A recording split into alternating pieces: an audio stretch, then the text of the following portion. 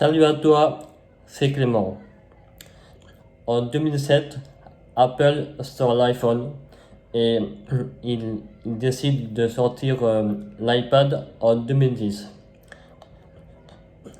Au fur et à mesure des années, ce produit qui avait des fonctionnalités assez basiques ont, ont vu leur capacité augmenter et, qui, et qui ont permis par la suite de révolutionner un tas d'usages dans le monde.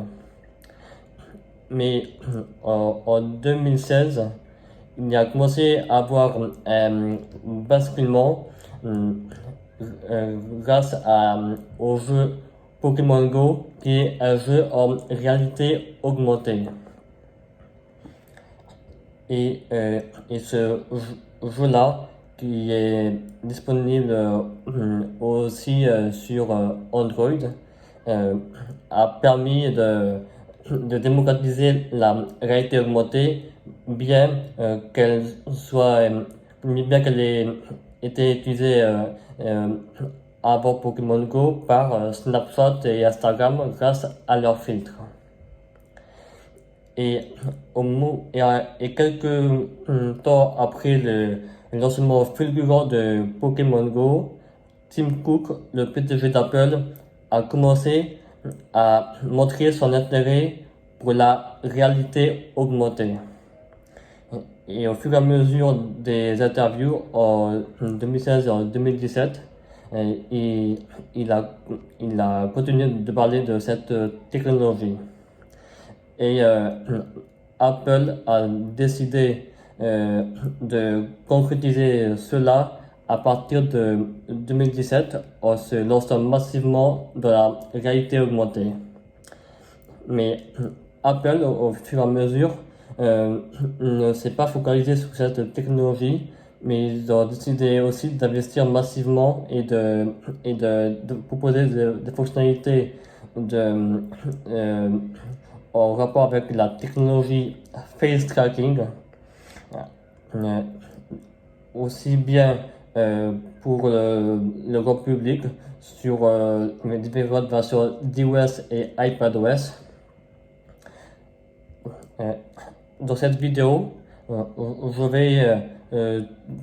vais te retracer l'historique des versions d'iOS et iPadOS de la version 11 qui date de 2017 jusqu'à iOS et iPadOS 14 aujourd'hui en 2020.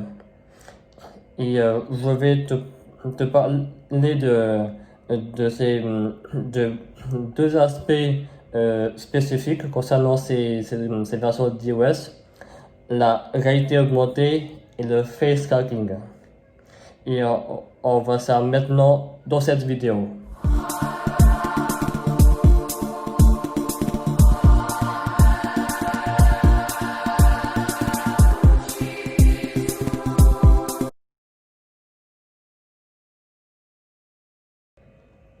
En 2017, en même temps que la présentation d'iOS 11, Apple a annoncé son premier projet concret en matière de réalité augmentée.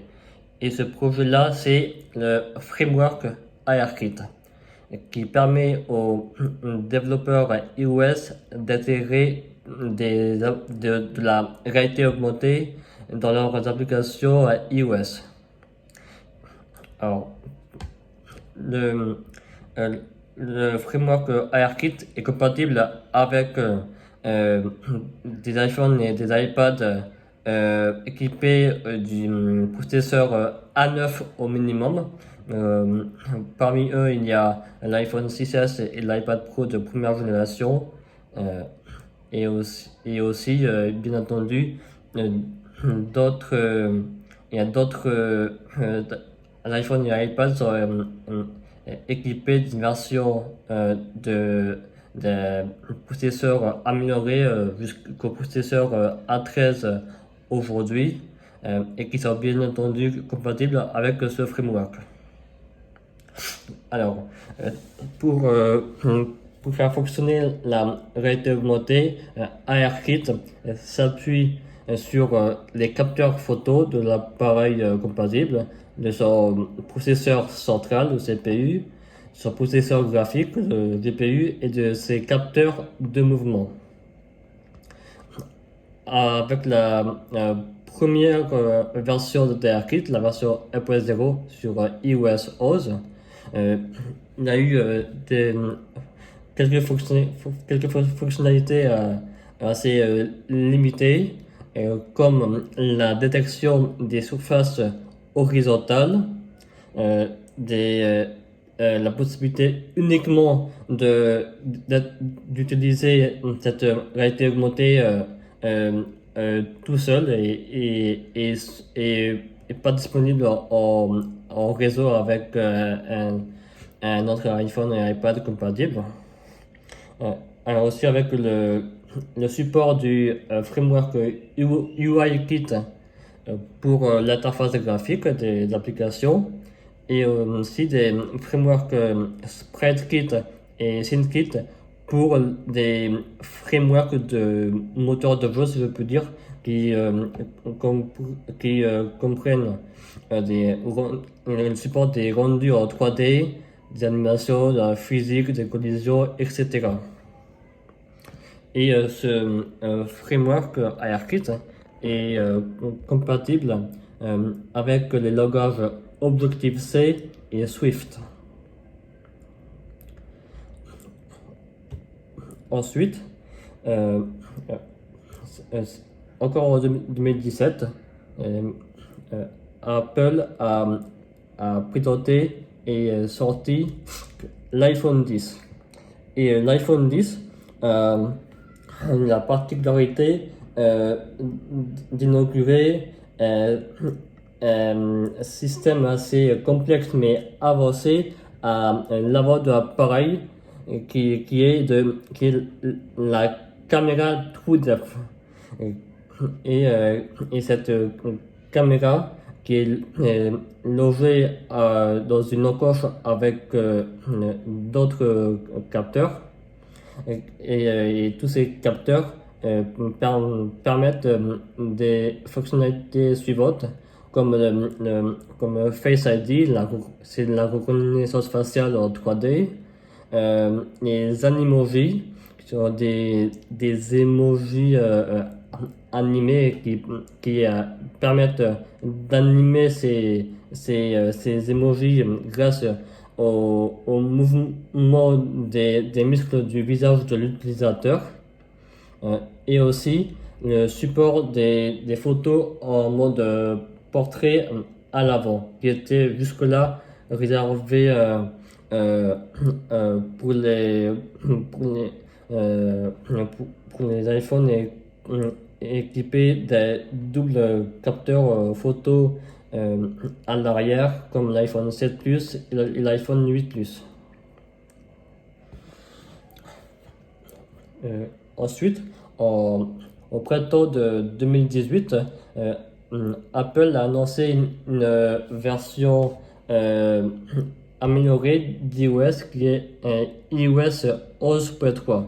Et avec cette mise à jour, ils ont annoncé aussi une mise à jour du framework ARKit, la version 1.5, qui a permis d'ajouter la détection des surfaces verticales et la détection des images et des objets en 2 dimensions.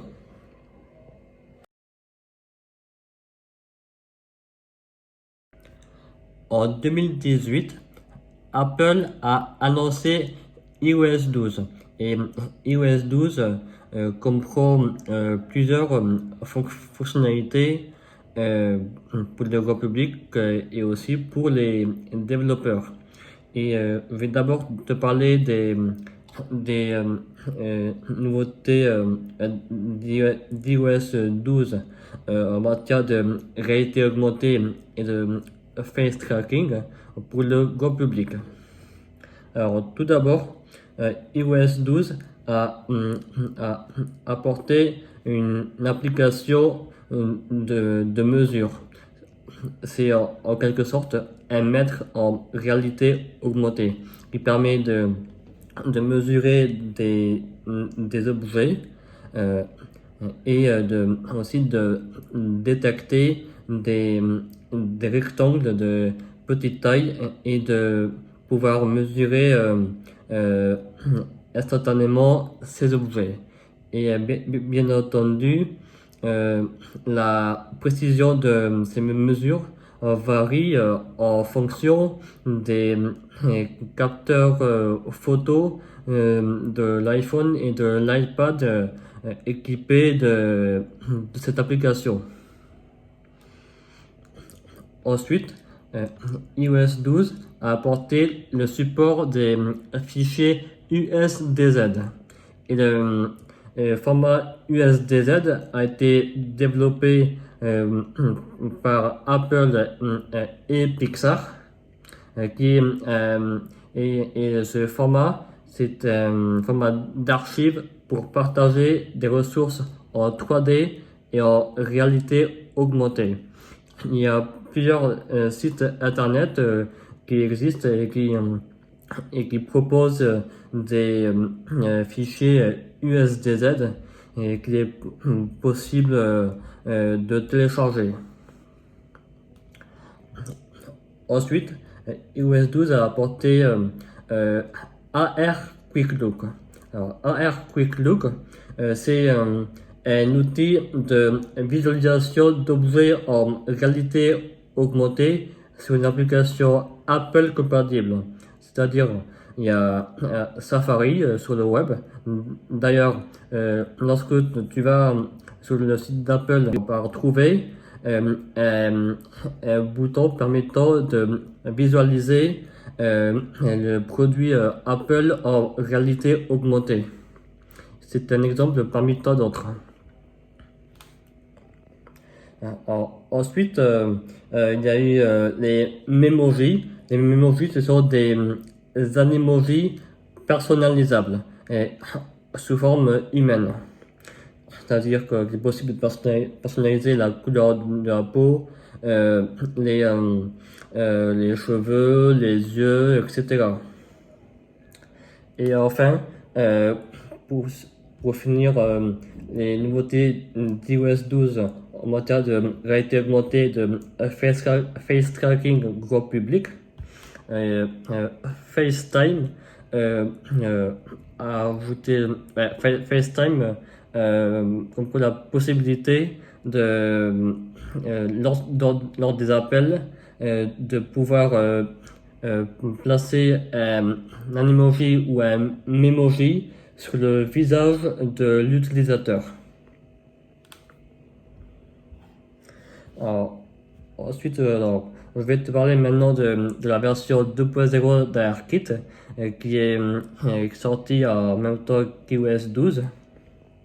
Alors, ARKit 2.0 comprend le face tracking en 3D via la caméra TrueDepth des iPhone et iPad compatibles avec un seul visage détectable. Et à noter que cette fonctionnalité est aussi disponible sur iOS 11. Ensuite, alors, je vais te parler d'autres nouveautés, mais qui sont spécifiques à iOS 12 et à ARKit 2.0. Il y a des expériences partagées. Par exemple, tu veux jouer un jeu en réalité augmentée en multijoueur avec un ami qui est à côté de toi. Imagine, tu joues à ce jeu et le contenu en réalité augmentée est affiché sur une table, par exemple. Et avec ARKit 2.0, tu peux faire ça. Ensuite, avec AirKit 2.0, il est possible de pouvoir sauvegarder le contenu en réalité augmentée et pour ensuite reprendre là où on s'était arrêté. Et enfin, les objets sont maintenant détectables en 3D.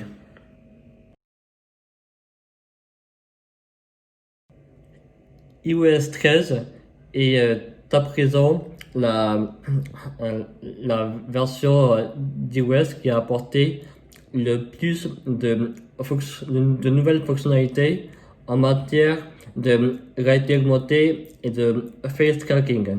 Alors, accroche-toi bien, ça va être un peu long. Donc d'abord,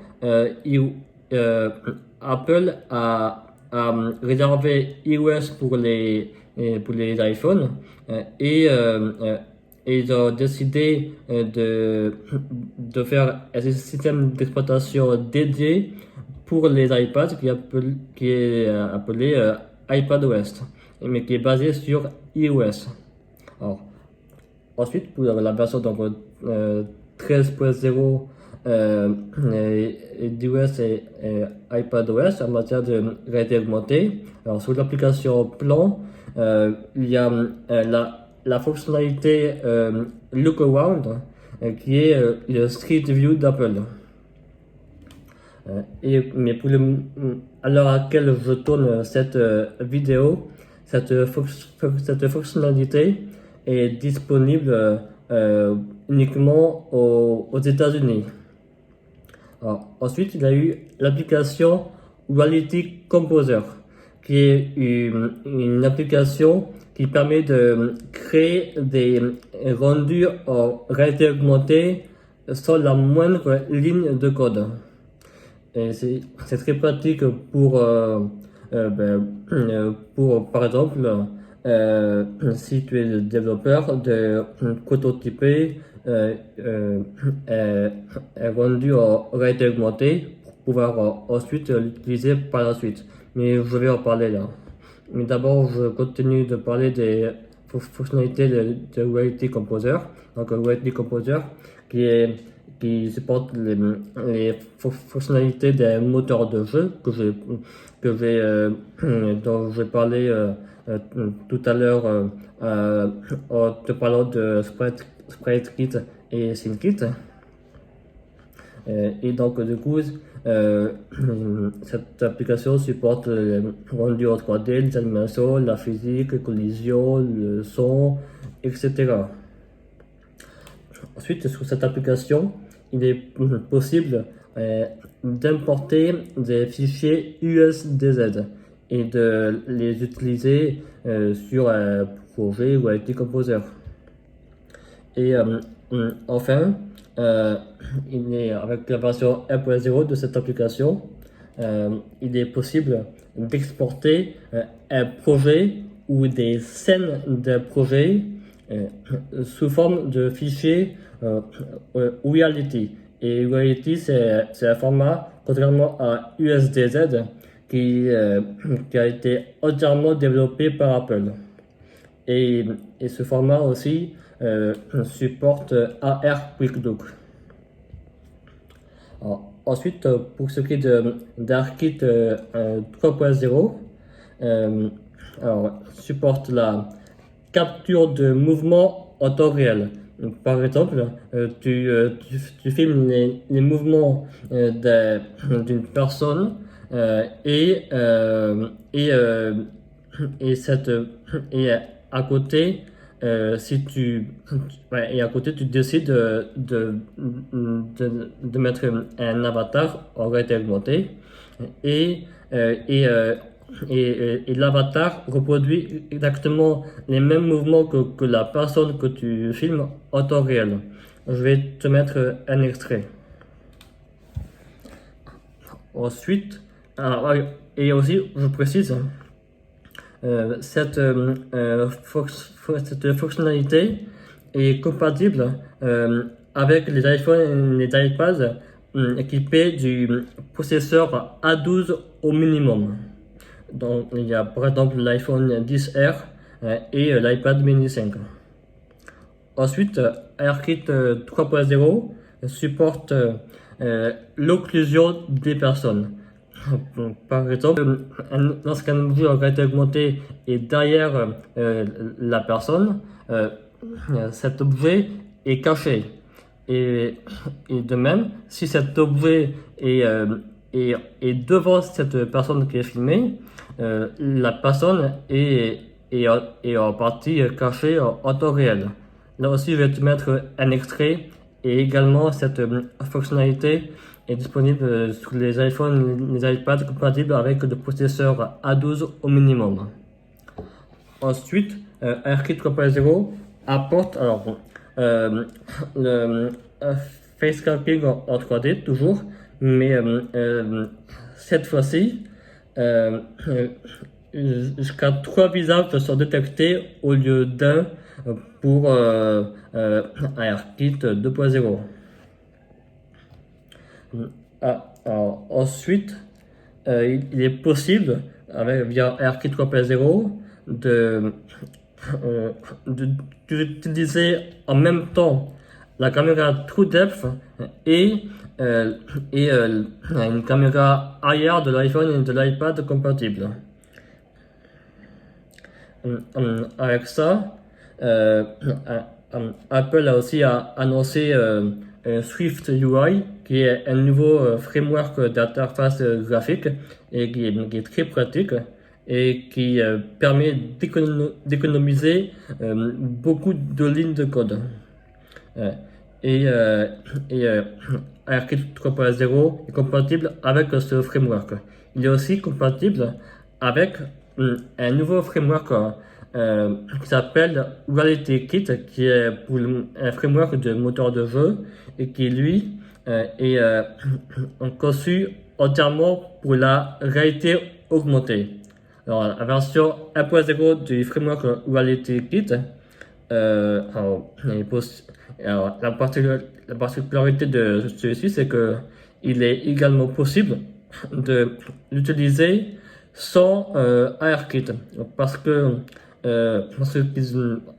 supporte les fonctionnalités d'ARKit et de Reality Composer. Ensuite, contrairement à ARKit qui supporte le langage Objective-C et Swift, Reality Kit supporte uniquement le langage Swift. Et enfin, ce framework utilise le procédé ECS qui signifie Entity Component System. Je mettrai dans la description un article qui décrit le fonctionnement de ce procédé qui est très souvent utilisé pour des jeux vidéo. Alors, après, donc, au printemps de 2020, Apple a annoncé iOS 13.4, mais ils ont également sorti l'iPhone SE de deuxième génération, qui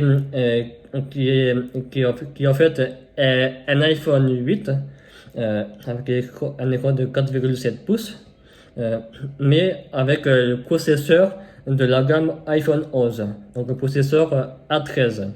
Et la particularité de cet iPhone SE, c'est que c'est le premier iPhone qui n'est pas équipé de la caméra TrueDepth et qui supporte les photos en mode portrait à l'avant. Et c'est grâce à cet iPhone SE est sorti avec iOS 13.4. Ensuite, pour ce qui est d'iOS et iPadOS 13.4, Apple a annoncé une mise à jour de Reality Composer, la version 1.4, qui supporte des annotations d'accessibilité. Par exemple, il est possible d'ajouter du texte sur des objets en réalité augmentée pour expliquer ce que c'est par exemple. Et, euh, et, euh, et à ma connaissance, alors, tu peux peut-être vérifier si je me trompe ou si il est possible de faire plus que ça, mais il est ces annotations d'accessibilité, d'après ce que j'ai trouvé sur Internet, elles permettent elles sont disponibles pour Air QuickLook. Donc, je te laisse vérifier tout ça. Alors, après, Reality Composer 1.4 comprend l'export des projets ou de scènes des projets sous forme de fichiers USDZ, alors que jusqu'à présent, il était possible d'exporter projet ou des scènes d'un projet sous forme de fichiers UALT.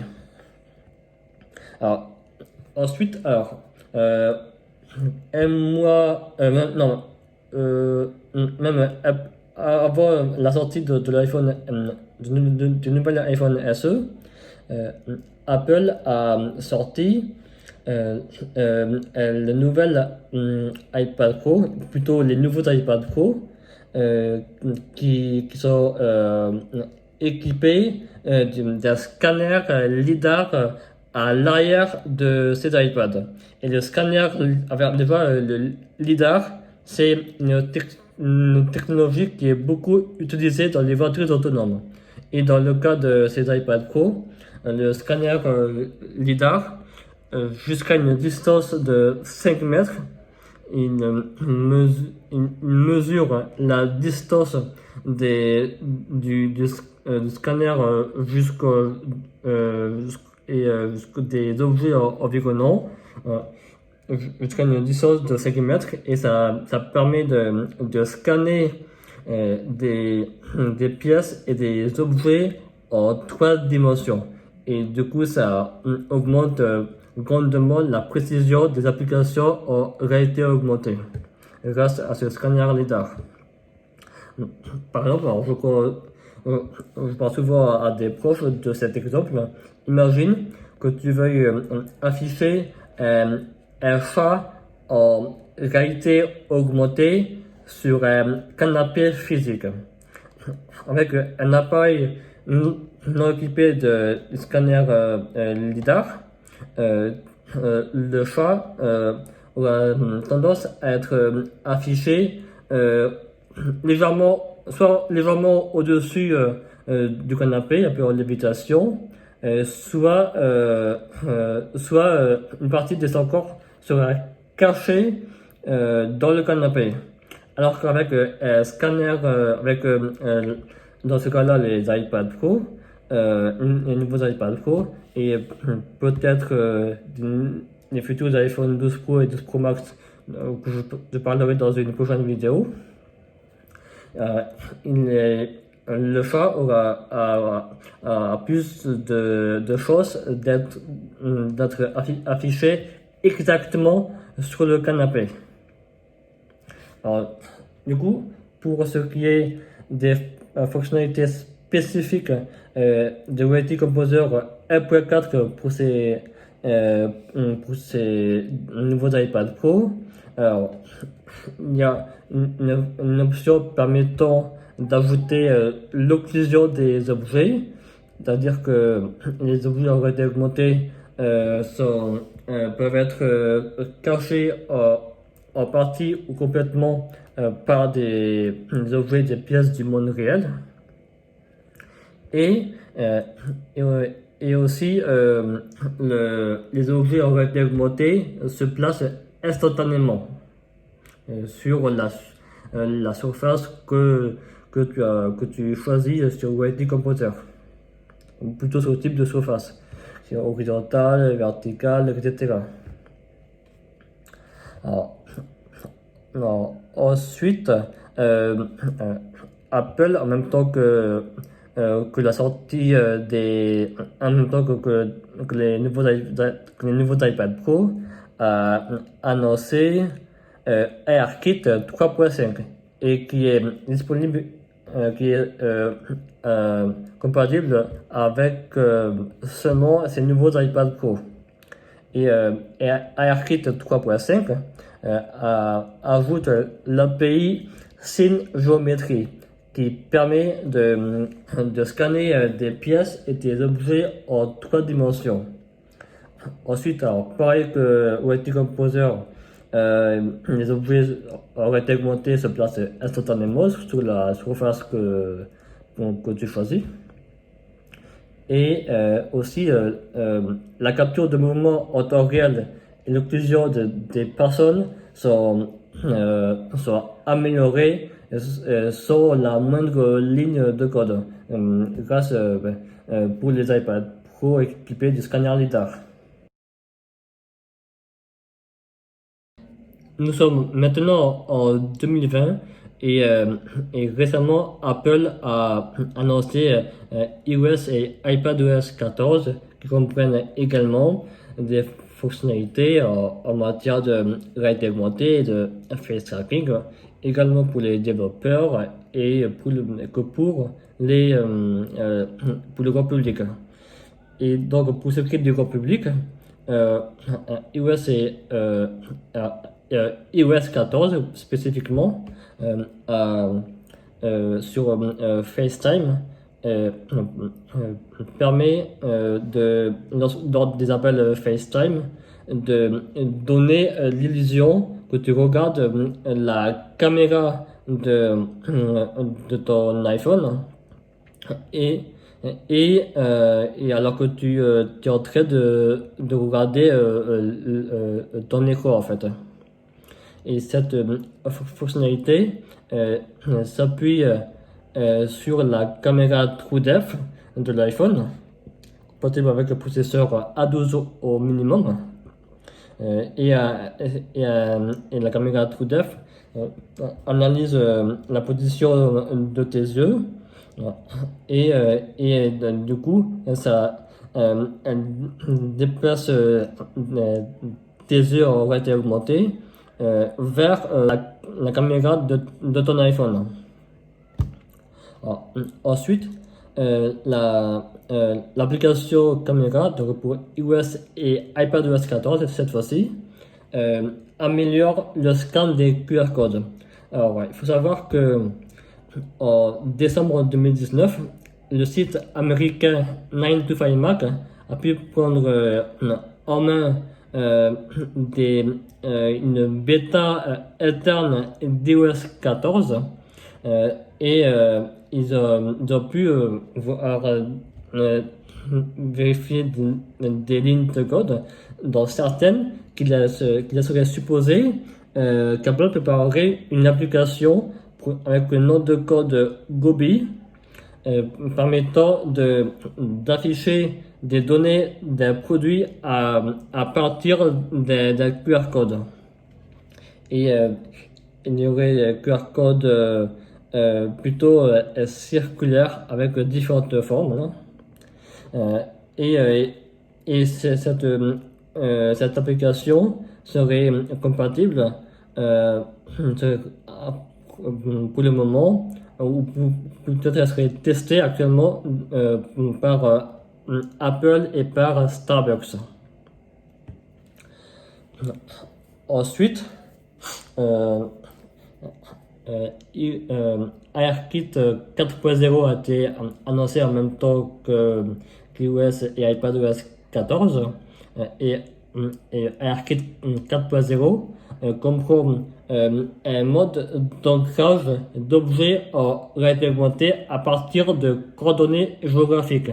Ça permet de démocratiser le tourisme en réalité augmentée. Alors, il faut savoir que cette fonctionnalité est disponible pour les iPhones compatibles avec le processeur A12 au minimum et est compatible avec les villes prenant en charge la fonctionnalité Look Around.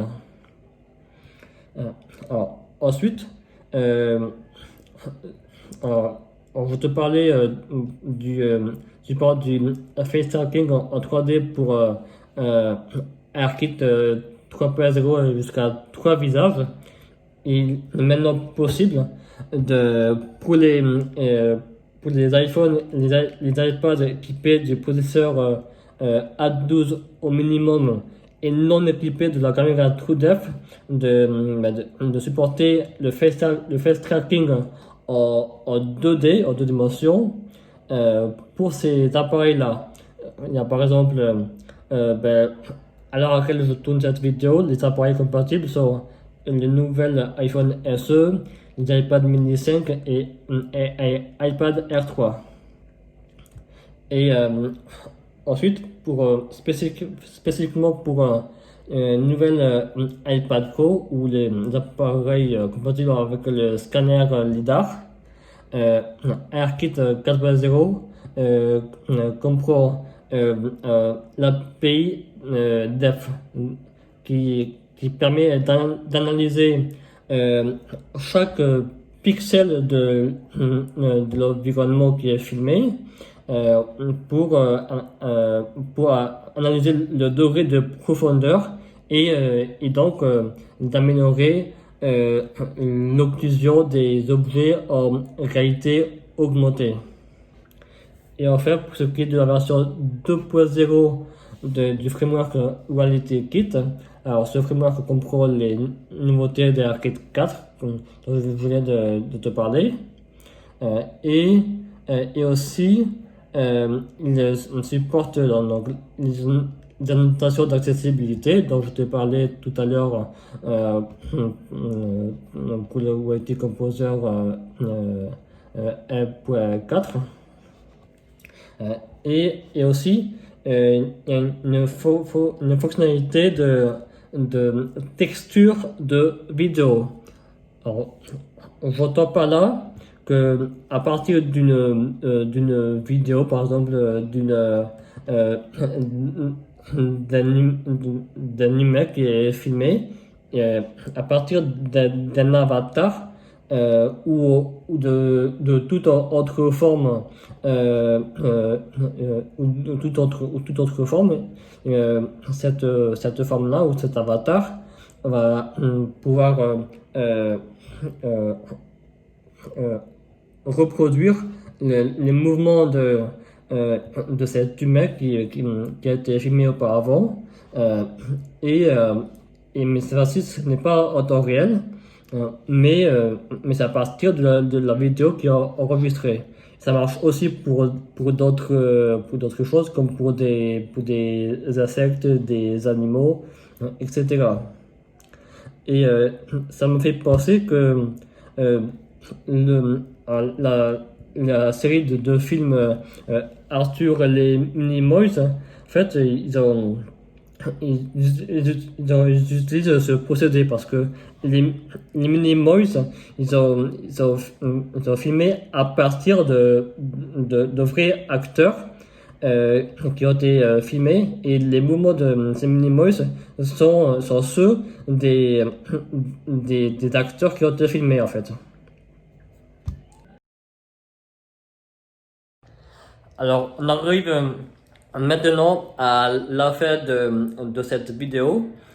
Et donc, si tu as aimé cette vidéo ou que tu veux me dire quelque chose en rapport avec cette vidéo, n'hésite pas à m'en faire part dans les commentaires.